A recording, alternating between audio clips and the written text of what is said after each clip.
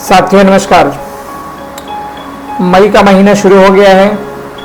मौसम का मिजाज बहुत गर्म है और ये प्रकृति है, ये मौसम है। इसकी गर्मी को हमें सहने के लिए, हमें इससे बचने के लिए क्या तरीके होने चाहिए या इस गर्मी में हमें क्या प्रॉब्लम हो सकती है, उस विषय पर एक बहुत इम्पॉर्टेंट टॉपिक पर आज हम चर्चा करेंगे, हीट स्ट्रोक।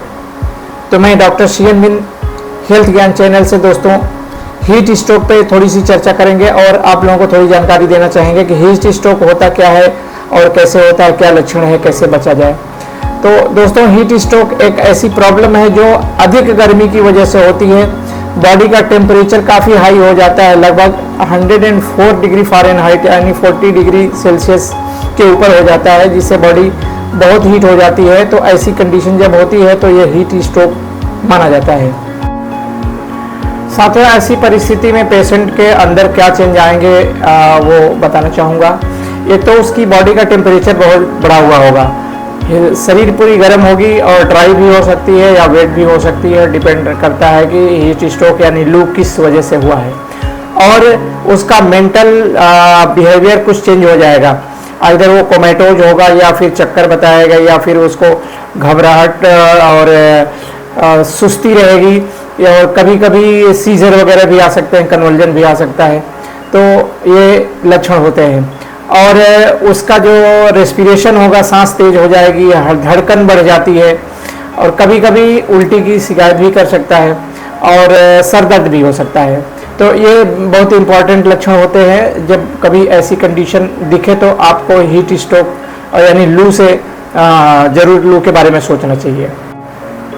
ऐसी स्थिति जब ये समझ में आए कि इसको लू लगा हुआ है या हीट स्ट्रोक हुआ है तो आपको डॉक्टर को दिखाना मस्ट हो जाता है।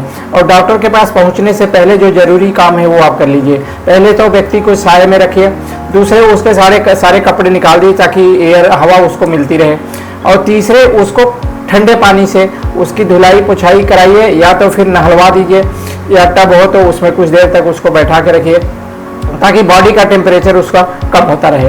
ये बहुत ज़रूरी होगा प्राथमिक उपचार के तौर पे या उसकी लाइफ सेविंग के लिए, क्योंकि जरा भी टेम्परेचर अगर हाई लगातार बना रहता है तो सबसे पहले ब्रेन की नस जो होती है वो उसमें स्वेलिंग आ जाती है, जिसकी वजह से ब्रेन का काम करना रुक जाता है या कम हो जाता है। तो ये प्रॉब्लम आने से पहले आप डॉक्टर के पास पहुँचने से पहले ये सारे काम कर लीजिए, उसकी लाइफ बचाने के लिए बहुत ज़रूरी होगा।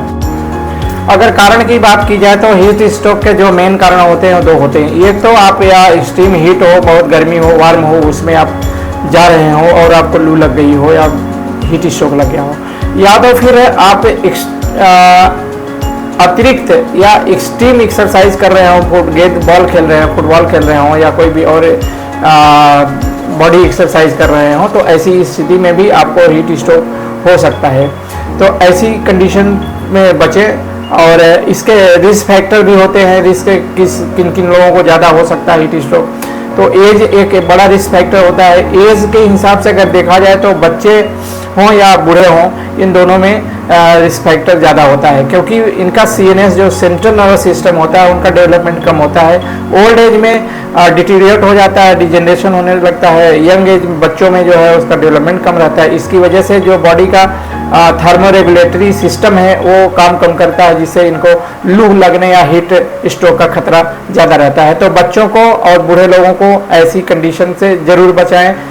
और रिस्क फैक्टर में है कि अगर आप अल्कोहल ले रहे हैं तो भी आपको एक रिस्क फैक्टर है। अगर आप बॉडी के डिहाइड्रेटेड है, आपके शरीर में पानी की कमी है, तो एक रिस्क फैक्टर है लू लगने का।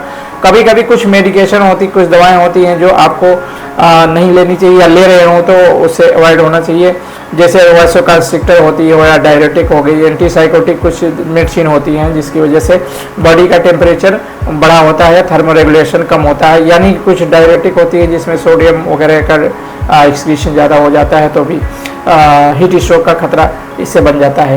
एक रिस्क फैक्टर जो बहुत बड़ा होता है बताना चाहूँगा कि जैसे अगर आप कार में हैं, कार से कहीं जा रहे हैं, कार को अभी पार्क में कर दिया, पार्क में कार करने के बाद अंदर कोई बच्चा या बूढ़ा या कोई बैठा हुआ है तो उसको बाहर कर लीजिए। नहीं तो जैसे गाड़ी पार्क में रहती है तो उसका टेम्परेचर लगभग 11 से 20 डिग्री सेल्सियस तक अतिरिक्त बढ़ जाता है।